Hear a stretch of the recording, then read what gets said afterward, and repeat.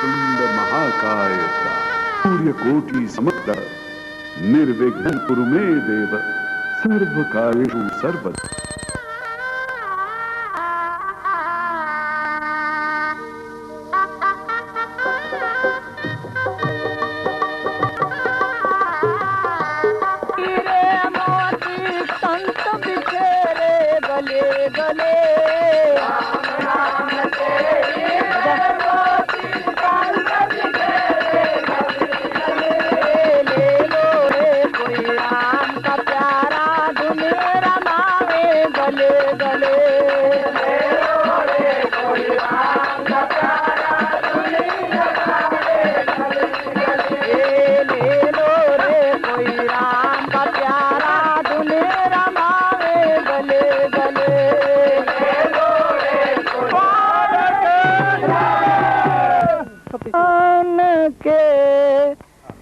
प्रभु के आवन जान के ना अखिया जन जन रहिया देखे गुरु भगवान के।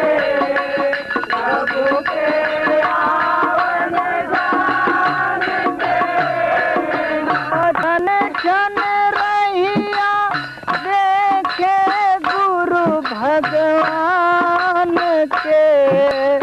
प्रभु के आवन जान के ना अखिया जन जन रहिया देखे गुरु भगवान के। प्रभु के आवन जान के ना चितवत जैसे चांद चकोर देखे नाच बदरिया मोर। चितवे जैसे चांद चकोर देखे नाच बदरिया मोर। चितवे जैसे चांद चकोर देखे नाच बदरिया मोर।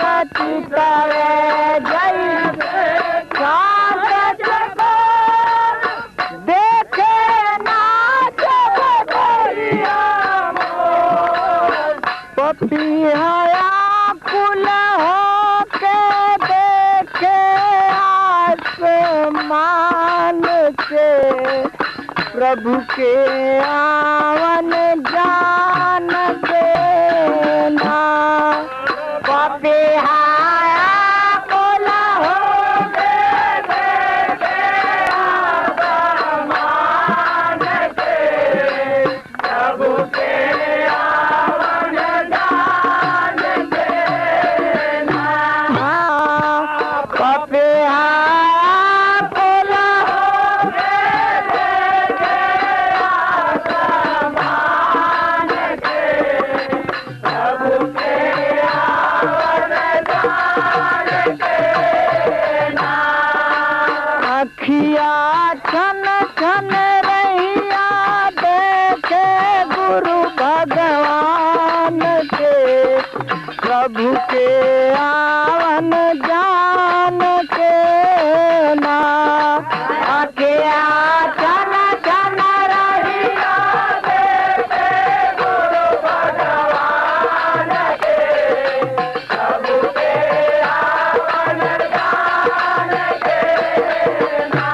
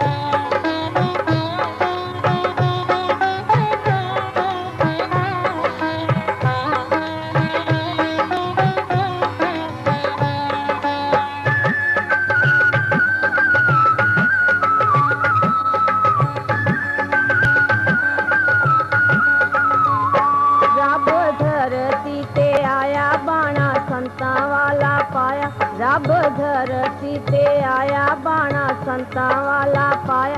दर्शन पाओ प्रेमियों मेरा वाले, तो वारी वारी जाओ प्रेमियों मेरा वाले, तो वारी वारी जाओ प्रेमियों। रब धरती ते आया, बाणा संतां वाला पाया, रब धरती ते आया, बाणा संतां वाला पाया।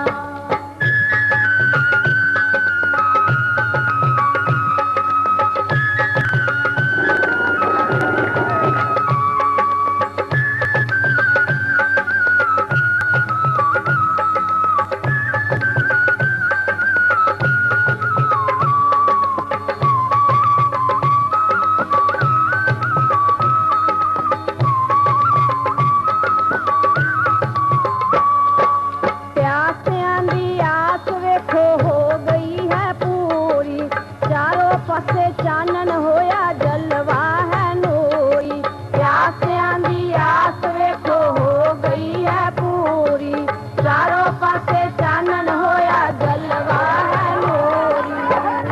तेरे चरना ते निवाओ प्रेमियों मेरा वाले, तो वारी वारी जाओ प्रेमियों मेरा वाले, तो वारी वारी जाओ प्रेमियों।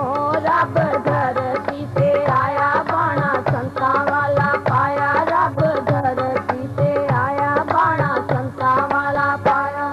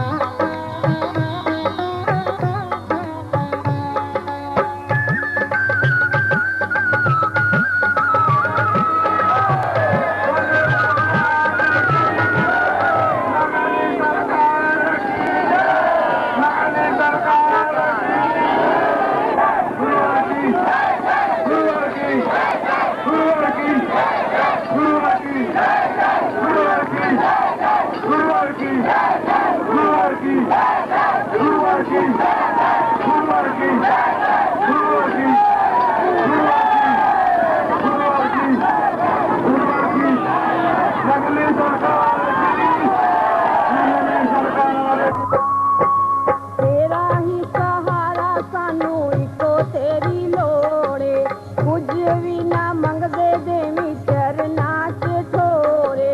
तेरा ही सहारा सानू इको तेरी लोड़े, कुछ भी ना मंगदे देवी चरना च थोड़े।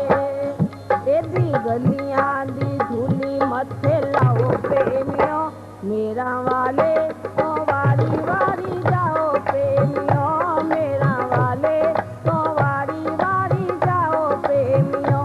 रब धरती से आया, बाणा संतां वाला पाया, रब धरती से आया, बाणा संतां वाला पाया।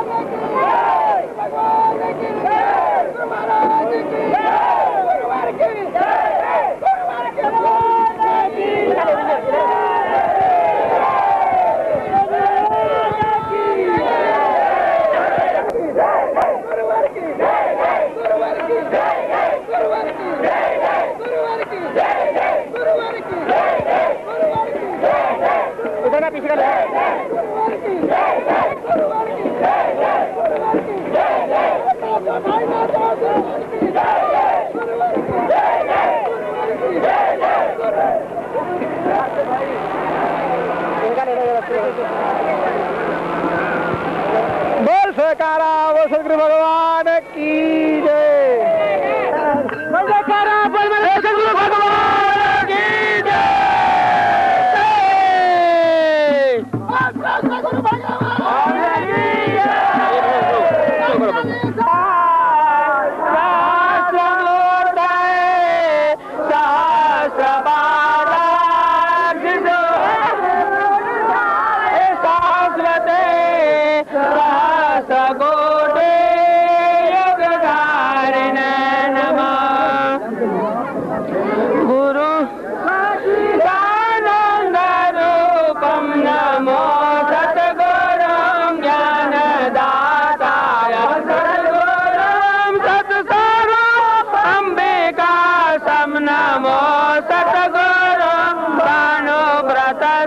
प्रकाशम नमो सद्गुरु बुद्धि विद्या प्रदाता नमो सदा तमेव तमेव विद्या द्रविणं तमेव तमेव सर्वं मम देव देव। राज की जय, नंगली सरकार की जय।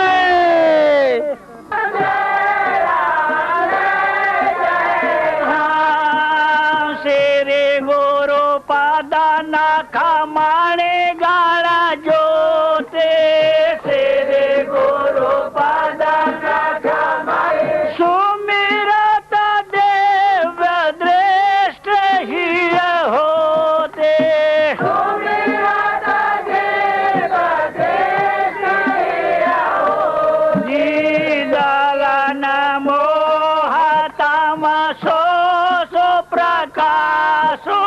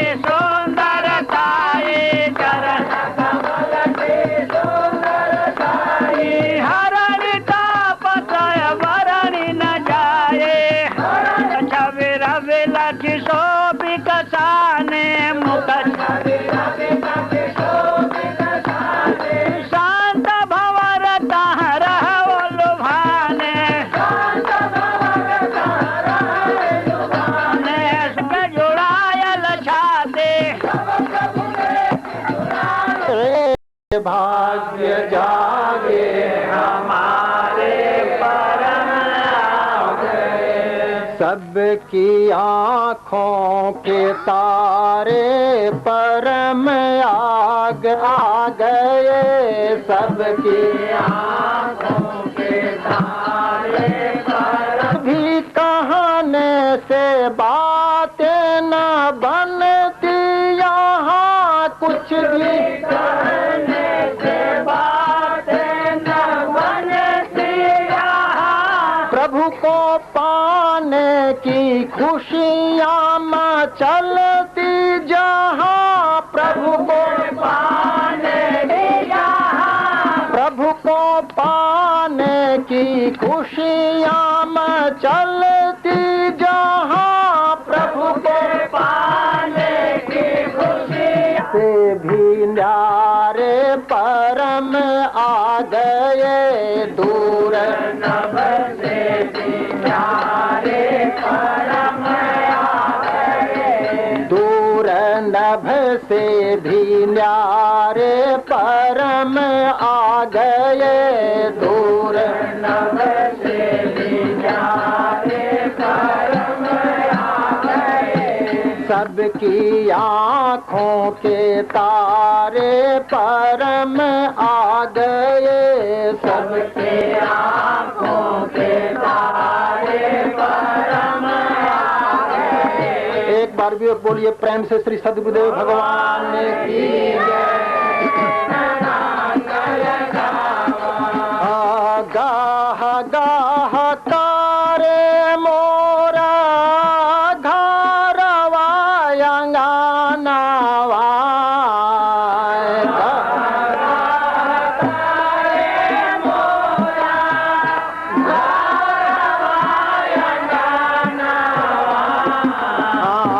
गाह गाह तारे मोरा घरवा अंगनावा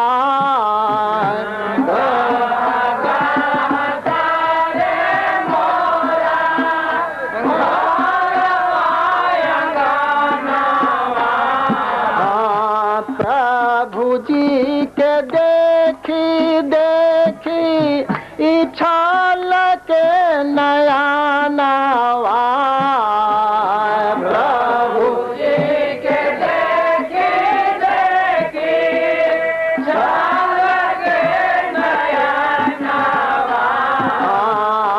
प्रभु जी के देखी देखी छलक नया नवा प्रभु जी के देखी देखी लगे नया नवा। दर्श दिखलाना मुबारक हो मुबारक हो।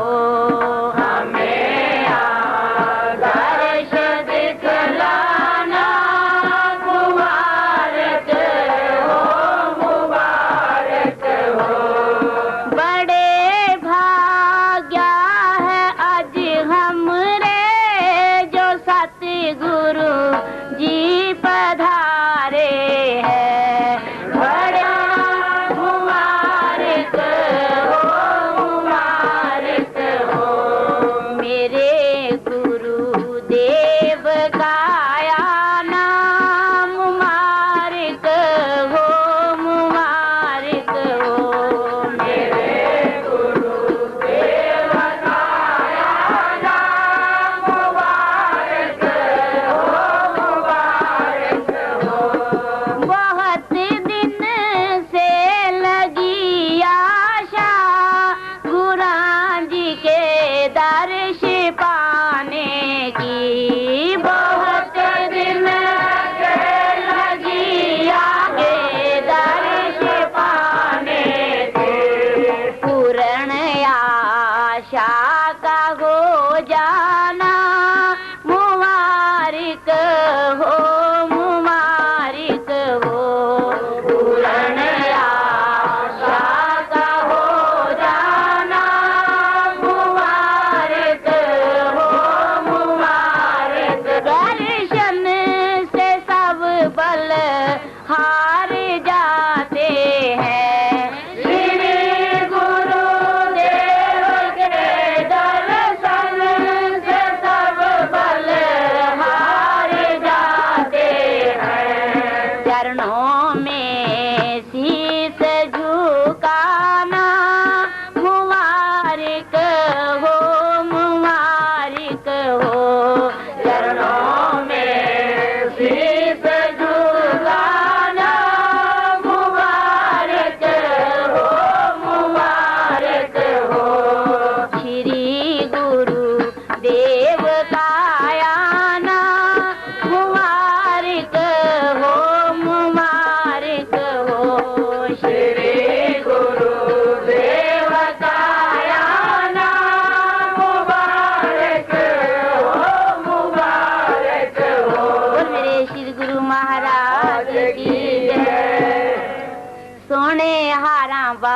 वालिया जी सोने हारा वालिया जी सोने हारा वालिया जी सोने हारा वालिया मेरी खुशी दा मैनू ना पता मेरी खुशी दा मैनू ना पता सोने हारा वालिया जी सोने हारा वालिया जी सोने हारा वालिया जी सोने हारा वालिया मेरी खुशी दा मैनू ना पता मेरी खुशी दा मैनू ना पता सोने हारा वालिया जी सोने हारा वालिया जी सोने हारा वालिया जी सोने हारा वालिया घर विचों निकलदा ते किड्डा सोहना लगदा घर विचों निकलदा ते किड्डा सोहना लगदा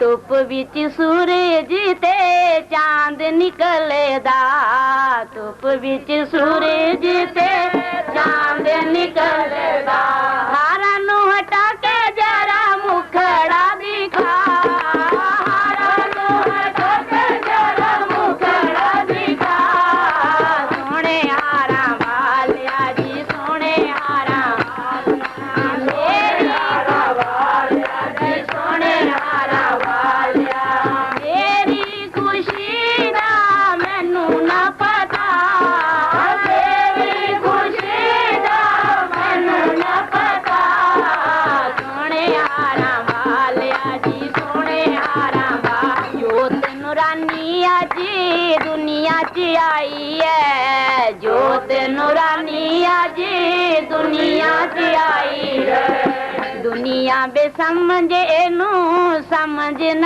आई है दुनिया बेसमझे नू समझ न आई है जग नू भला के लिया रब नू मैं पा जग नू भला के लिया रब नू मैं पा सोने हारा वालिया जी सोने हारा वालिया जी सोने हारा वालिया जी सोने हारा वालिया मेरी खुशी हमारे पूज्य चरण श्री गुरुदेव महाराज जी, प्यारे भाइयों बहनों और बच्चों, सचमुच रांची के लिए महाप्रभु की यह ऐतिहासिक यात्रा है। अभी अभी कई भजनों में कई प्रकार से हम लोगों ने अपने उद्गार व्यक्त किए और सचमुच हम कितने गौरवशाली हैं, भाग्यवान हैं कि महाप्रभु पता नहीं कितने वर्षों के बाद बिहार में वसंत के पहले पधारे हुए हैं। स्मरणीय दिन है आज का हमारे लिए, समस्त बिहार वासियों के लिए तो है ही, खास करके रांची की संगत के लिए, रांची के भक्तों के लिए यह स्मरणीय दिन है और रहेगा। यह अभी इस सत्संग के संबंध में कई जगह जाने का मौका मिला। कई जो यहाँ के VIPs हैं, जो बड़े लोग हैं, बड़े इंजीनियर हैं, विद्वान हैं, सबके पास हम गए निमंत्रण लेकर। और मैं समझता हूँ कि इस मंडली में बहुत सारे हमारे इंजीनियर भाई हैं, प्रोफेसर लोग हैं और इस प्रकार बुद्धिजीवी भी काफ़ी हैं और दूसरे प्रकार के लोग भी जो श्रद्धालु जन हैं वे भी संख्या में काफ़ी पधारे हुए। कह दीजिए कि इस बार का सत्संग रांची के वैसे क्षेत्र में हो रहा है जो वस्तुतः बुद्धि का क्षेत्र है, बुद्धिजीवियों का क्षेत्र है। तू मेरे जीवन को जीवन बना दो प्रभु, मेरे जीवन को जीवन बना दो प्रभु, मेरे जीवन को जीवन बना दो प्रभु, मेरे जीवन को जीवन बना दो प्रभु, मेरे जीवन को जीवन बना दो प्रभु, मेरे जीवन को जीवन बना दो प्रभु, को जीवन बना दो। जगत जाल का मेरा जग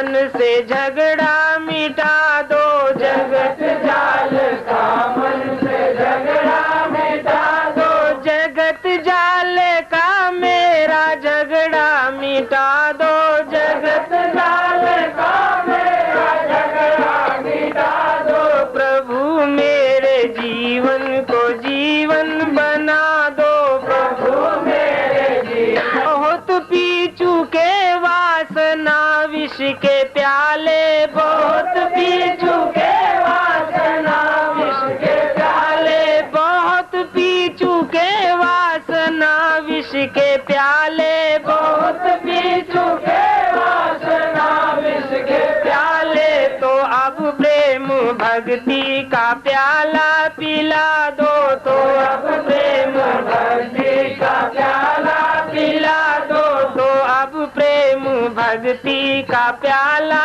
पिला दो, तो अब प्रेम भक्ति का प्याला पिला दो, तो अब प्रेम भक्ति का प्याला पिला दो, तो अब प्रेम भक्ति का प्याला पिला दो।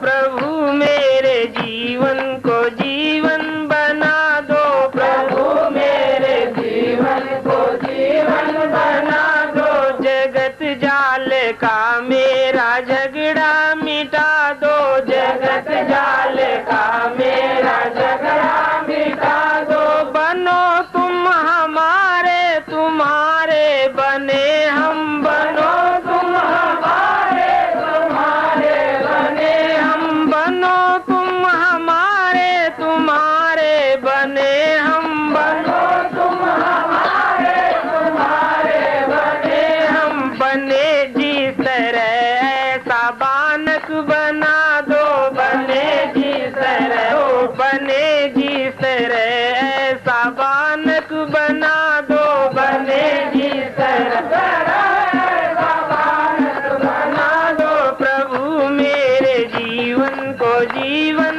बना दो, प्रभु मेरे जीवन को जीवन बना दो, जगत जाल का मेरा झगड़ा मिटा दो, जगत जाल का मेरा झगड़ा मिटा दो। पड़ी बीच भाव सिंधु में मेरी नैया, पड़ी बीच भाव सिंधु में मेरी नैया, पड़ी बीच भाव सिंधु में मेरी नैया, पड़ी बीच भाव सिंधु में मेरी नैया। कृपा करके गुरुवर किनारे लगा दो, कृपा करके गुरुवर किनारे लगा दो, कृपा करके गुरुवर किनारे लगा दो, कृपा करके गुरुवर किनारे लगा दो, कृपा करके भगवन किनारे लगा दो, कृपा करके भगवन किनारे लगा दो, कृपा करके भगवन किनारे लगा दो, कृपा करके भगवन किनारे लगा दो। प्रभु मेरे जीवन को जीवन बना दो, प्रभु मेरे जीवन को जीवन बना दो। दयालु सद्गुरु महाराज की जय।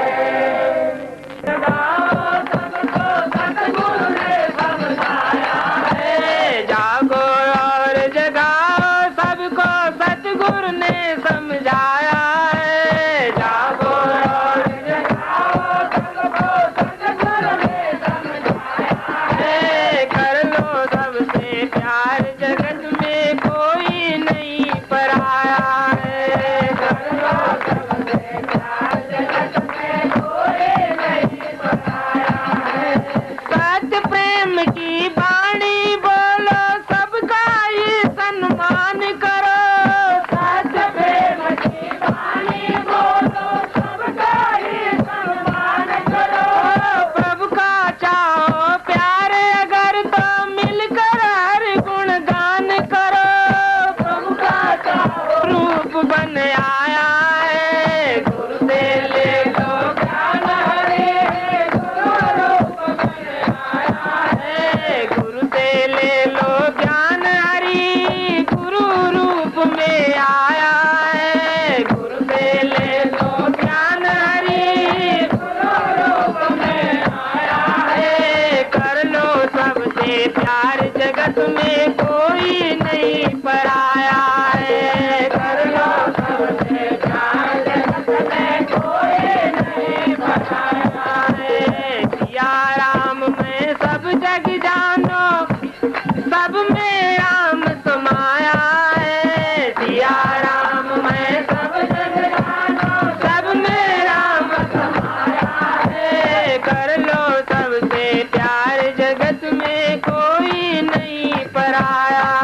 सज्जनों,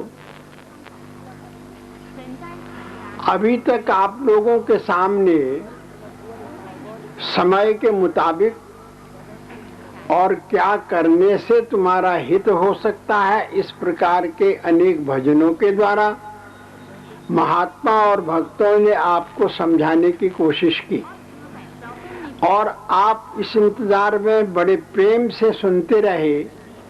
शायद ये लोग क्या कहते हैं। हम एक बहुत विशेष बात कहते हैं। वो बात क्या है? हम जो कुछ भी कहते हैं तुम प्रेम से सुन लो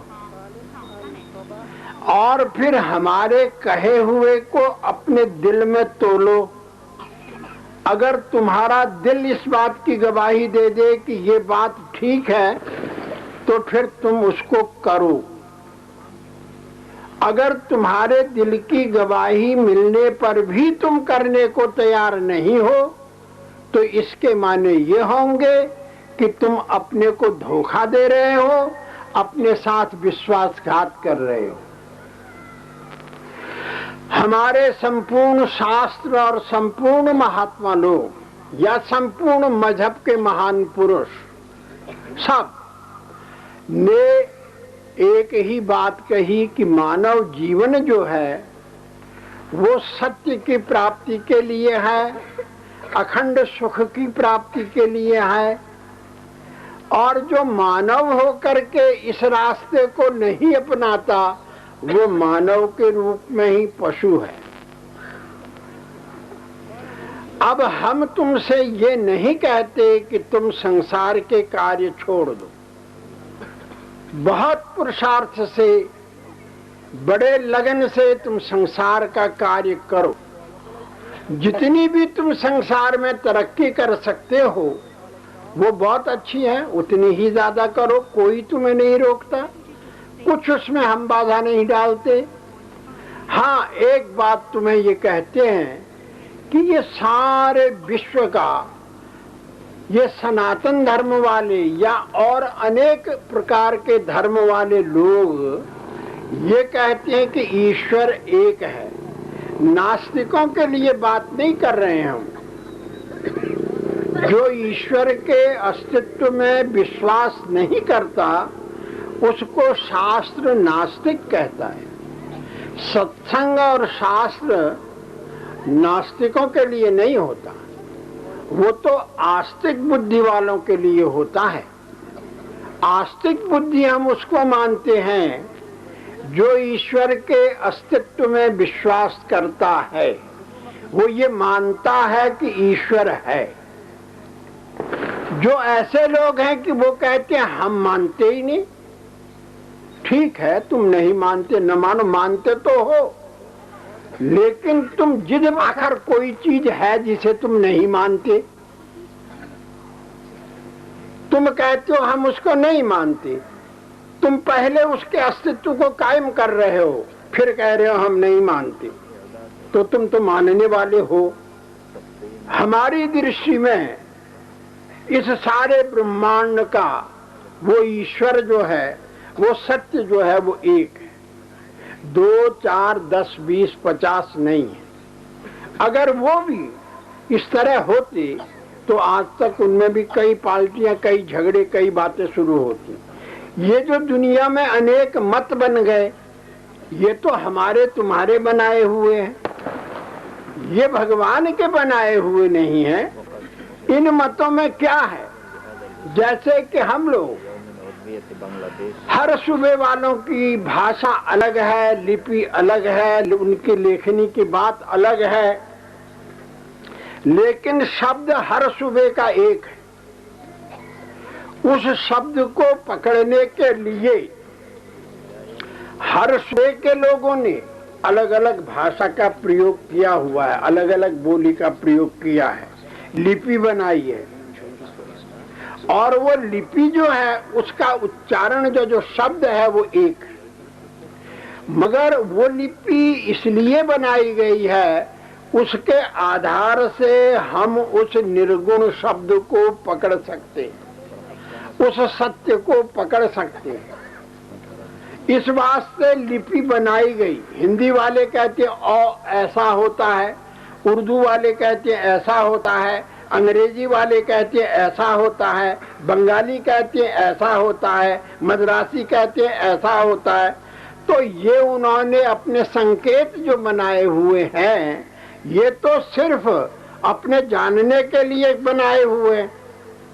दरअसल में वो सत्य जो है वो सारे विश्व का एक। उन हरेक संकेतों के द्वारा हम उसी शब्द को पकड़ते हैं जो हम एक लिपि के द्वारा पकड़ पाते हैं।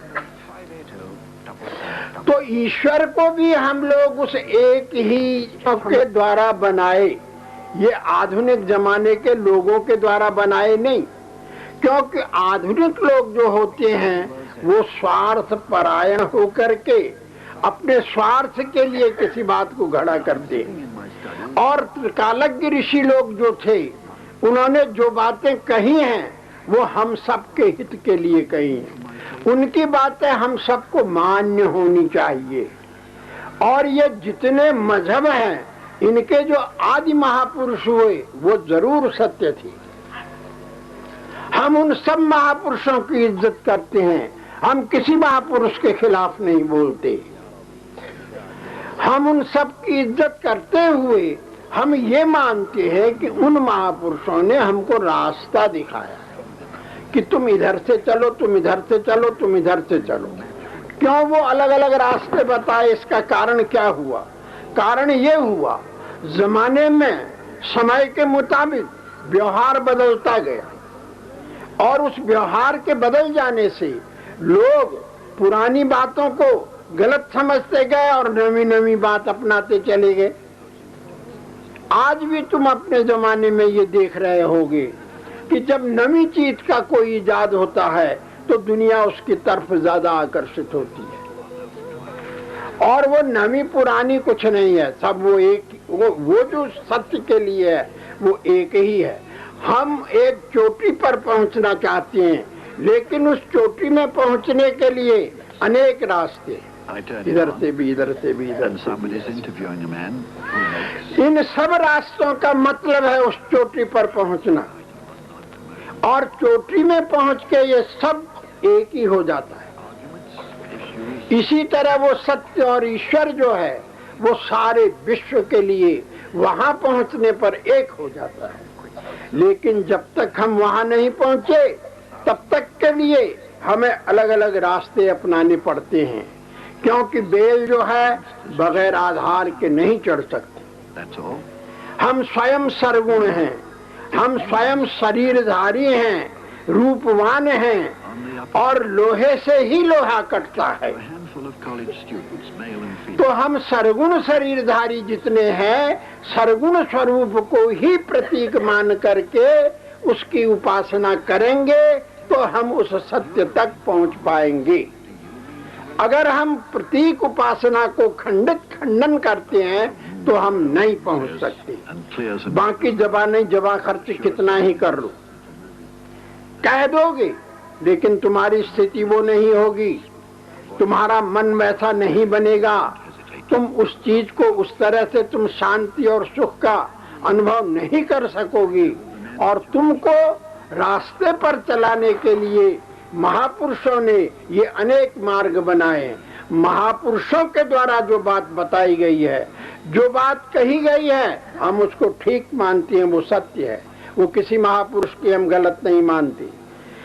हाँ, ये जो हमने अपने स्वार्थ बस उन महापुरुषों की कही हुई बातों में अपनी अक्ल घुसा करके उसको कुछ उल्टा सीधा कहते हैं और वो चीज जो है वो गलत है, उसको हम मानने को तैयार नहीं। महापुरुष की बात को हम मानते हैं, चाहे वो किसी मजहब का हो। हमें इससे क्या मतलब? क्या कोई ईश्वर के अस्तित्व में फर्क डाल सकता है?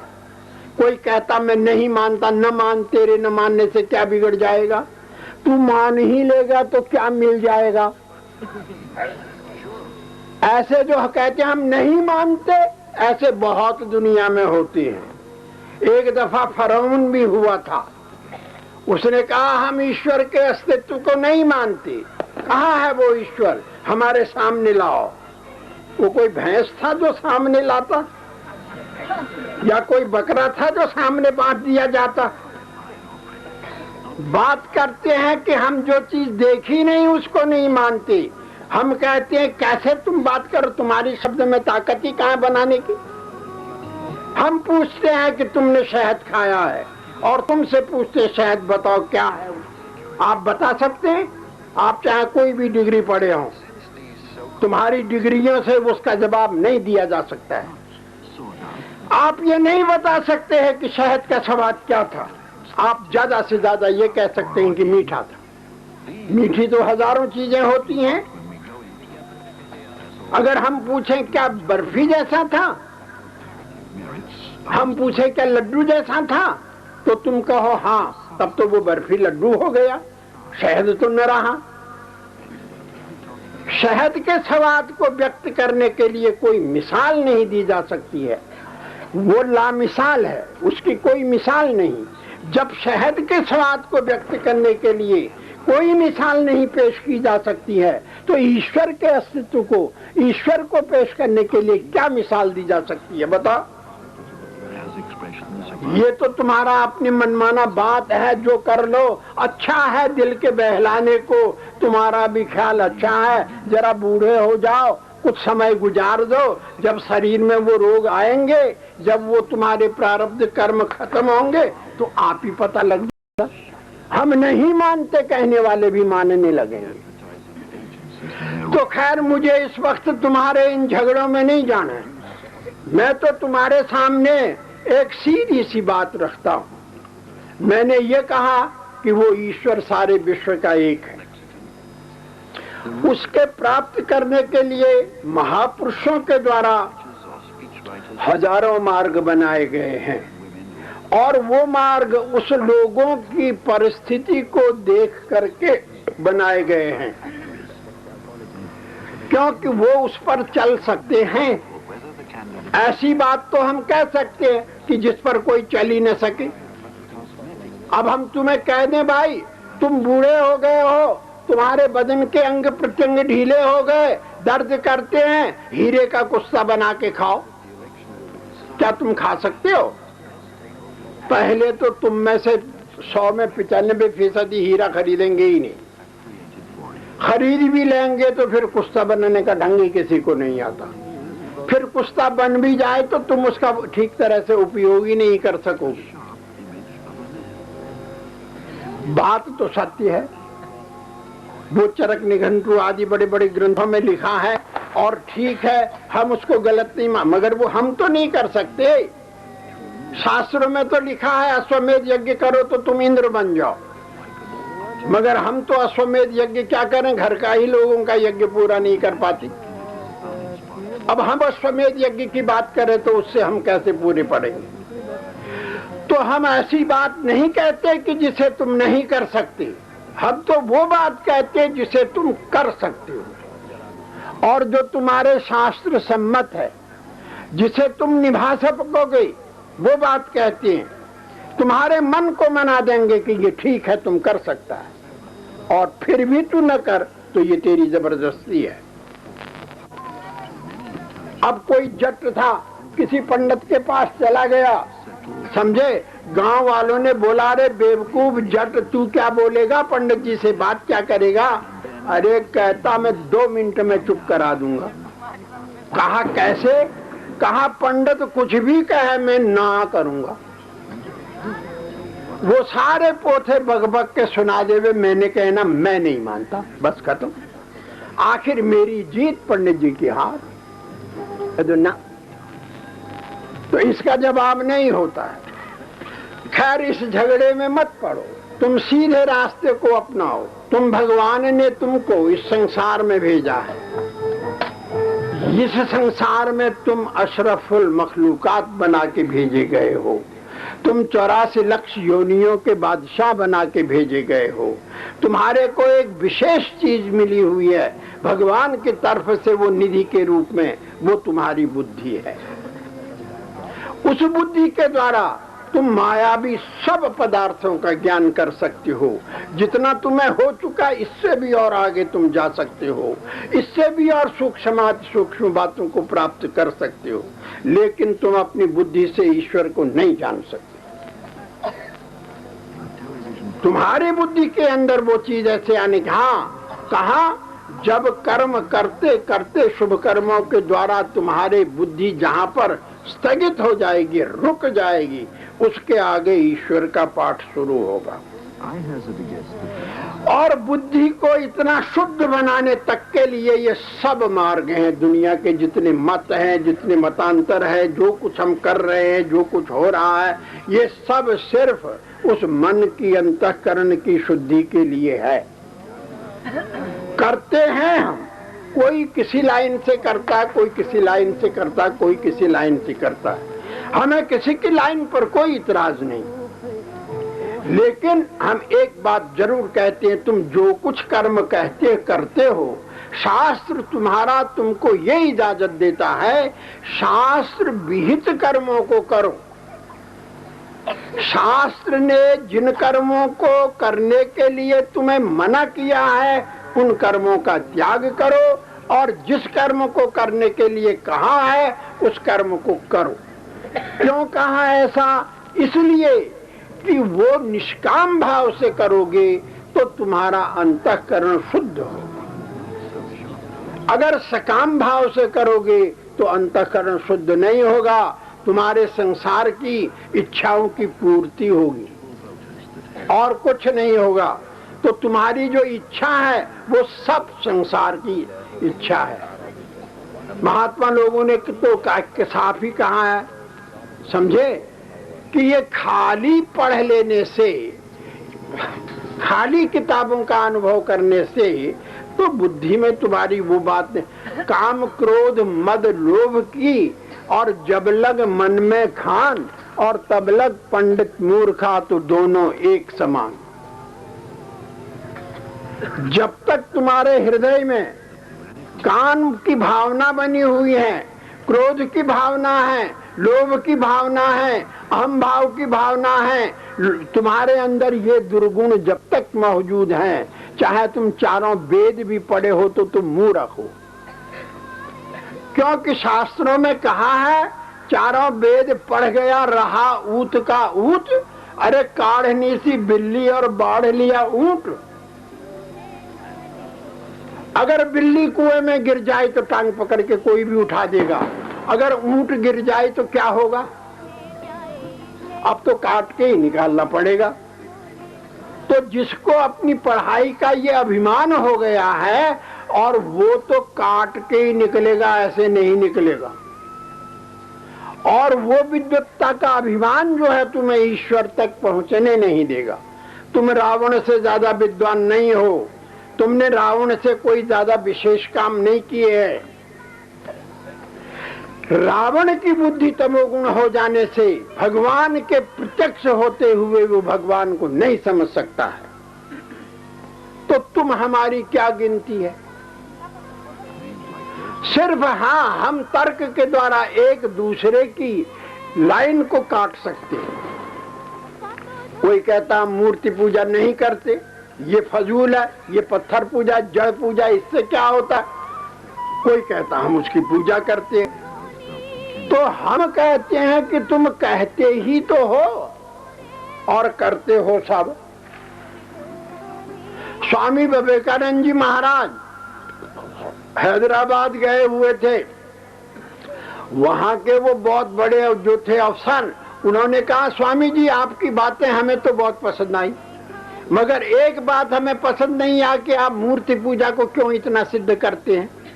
उन्होंने बोला भाई ये बातें औरों के लिए छोड़ दो, तुम वो जो मूर्ति पूजा के अलावा और बातों को मान लिया करो। मगर तुम कहते हो कि हम मूर्ति पूजा नहीं कहते, हम कहते हैं तुम करते हो। तो वो उनके वहां बैठे हुए थे ड्राइंग रूम में, और वहां बड़े अच्छे अच्छे कला युक्त चित्र लगे हुए थे। उसमें एक उनके राजा साहब का भी चित्र था, और राजा साहब भी वहां पर की नजर पड़ी तो उन्होंने हुक्म दिया जरा उस चित्र को उठाओ। एक आदमी उठा, उसने चित्र वहां से निकाल के उनको पेश कर दिया, कहा इनके हवाले कर। वो भगवान को न मानने, राजा को जो कहता मैं भगवान नहीं मानता, उसके हवाले करो। कहा इसको फेंक और इसमें 2 डंडे मार। वो देखता है राजा साहब बैठे हुए सामने और डंडे मारे तो सवेरे ही बिस्तर गोल। कहा रे हम राजा को मारने को थोड़ी कह रहे हैं, हम तो फोटो में डंडे मारने को कहते हैं। तो कागज है कुछ है और रंग ही तो इसमें इधर उधर लगाया हुआ है लोगों ने। हम तुम्हें कागज के ऊपर डंडे मारने को क्या, डरता काहे को है? मगर हिम्मत नहीं पड़ेगी उसकी। वो कहता, कहा कि जब तुम डंडा नहीं मार सकते तो इसके माने ये हुए तुम मूर्ति पूजा करते, तो यही तो मूर्ति की उपासना है और क्या। तो जिस तरह तुम इस मूर्ति के द्वारा अपने राजा का अपमान समझते हो और उस पर डंडा नहीं चलाते, इसी तरह हम भी लोग अपने सरगुण उपासना करते हैं। तुम इतराज करते हो तो ये क्या तुम्हारा पागलपन नहीं है? अब ये इस बात को तो समझे ही नहीं कि हम ये प्रतीकोपासना करते क्यों हैं, इसका मतलब क्या है। इसका मतलब ये है हमारे पैर में कांटा चुभ गया है और वो दर्द कर रहा है, उस कांटे को हमने निकालना है, तो एक दूसरा कांटा हम हाथ में लेते हैं और जहां कांटा चुभा है उस जगह को और ज्यादा खोदते हैं। जब कांटा ऊपर आता है उसे खींच के फेंक देती है और जिस कांटे के द्वारा उसको निकाला था फिर उसे भी फेंक देती है। हमारा दर्द ठीक हो जाता है। तो ये संसार की मोह माया का जो कांटा हमारे हृदयों में चुभ चुका है, इस कांटे को निकालने के लिए हमने अपने मंदिरों में ये प्रतीकों उपासना रखी है। हम तस्वीरों की पूजा कर रहे हैं, हम फोटो मूर्तियों की पूजा कर रहे हैं। क्यों कर रहे हैं? उसको आधार बना के उस चुभे हुए कांटे को निकालने के लिए। बेचैन किया हुआ है जो हमको चैन नहीं लेने देता है, हम उस बेचैनी को दूर करने के लिए वो उपासना कर रहे हैं। और अगर वो कांटा निकल जाएगा तो हम दोनों कांटे फेंक देंगे। लेकिन वो एक रास्ता है। धर्म जो बात आप लोग कहते हैं कि हम धर्म को नहीं मानते, धर्म क्या है? धर्म को तो समझते ही नहीं, तुम मानोगे क्या? धर्म का मतलब ये नहीं जो तुम समझ रहे हो। तुम्हारी जो आत्मिक उन्नति करता है, जिस कर्म के द्वारा तुम्हारी आत्मिक उन्नति होती है, वही कर्म तुम्हारे लिए धर्म है, बशर्ते कि वो तुम्हारी आत्मिक उन्नति कर दे, तुम्हारे को सत्य के नजदीक पहुंचा दे और तुम्हारा पतन न कर दे। जो पतन करने वाला कर्म है वो धर्म नहीं है। बस खत्म। अब इससे बारीक व्याख्याएं तुम अपनी किताबों में पढ़ लो, शास्त्रों में पढ़ लो, एक से एक बारीक से बारीक बात उसमें लिखी हुई है। तो ये जो प्रतीकों उपासना करते हैं, मूर्तियों की पूजा करते हैं, हम गंगा जमुना तीर्थ वगैरह में जाते हैं, लोग खंडन करते हैं। महापुरुषों ने भी कहा, जल के मंजन जे गति होवे तो नित नित मेढक नावे, और जैसे मेढक तैसे ये नर फिर ज्यों नहीं आवे। कहा अगर गंगा में स्नान कर लेने मात्र से आदमी की गति होती तो मेढक और मच्छियां गंगा में जो रहती हैं वो उड़ जाती, उनको तर जाना चाहिए। लेकिन महापुरुष ने कब कहा, कैसे लोगों के लिए कहा, क्यों कहा, हम इसका तो हिसाब लगाते ही नहीं। गंगा स्नान से तेरे पाप जरूर दूर होते हैं, मगर किसके? जिसका उसमें विश्वास है उसके। जिसका विश्वास ही नहीं है, जो उसको मंदिर को, मूर्ति को भगवान का स्वरूप ही नहीं मानता, कोई आके ये कह दे हमें कि हम हनुमान जी की टांग तोड़ आए, और बेवकूफ, तुम हनुमान जी को समझा ही नहीं, टांग क्या तोड़ेगा रे? मिट्टी का हनुमान हो देखा तेने और उसे तोड़ आया, तेरा हनुमान थोड़ी है वो तो हमारा हनुमान है जिसके द्वारा हमें उसका फल होता है। तुझको क्या फल होगा? तू तो मिट्टी का मान रहा है उसको, माने तो देवता न माने तो पत्थर। तू कहता है कि हम बहुत ऊंचा ज्ञान छांटता है, तेरे ज्ञान से सिर्फ जबानी जमा खर्च से थोड़ी वो बात होगा, समझे? मन तो तेरा तमाम संसार के विषयों में फैला हुआ भरा हुआ है और बाहर से ज्ञान छांटता है महापुरुषों से भी ज्यादा। तो तेरा ये ज्ञान तेरे ही काम नहीं दे रही है तो औरों को क्या काम देगा? लेक्चर देने में तो तुम कमाल कर दोगे, तमाम शास्त्रों का रहस्य खोल के रख दोगे, लेकिन उस पर अमल कितना है हमारा? हम उसके मुताबिक चले कितने हैं? हमने अपने अंदर की वो कमियां कितनी निकाली हैं? जब तक हम इस बात पर अमल नहीं करेंगे, उसके मुताबिक नहीं चलेंगे, वो पढ़ने से उन डिग्रियों से कुछ नहीं बनेगा। हाँ बनेगा, क्या बनेगा?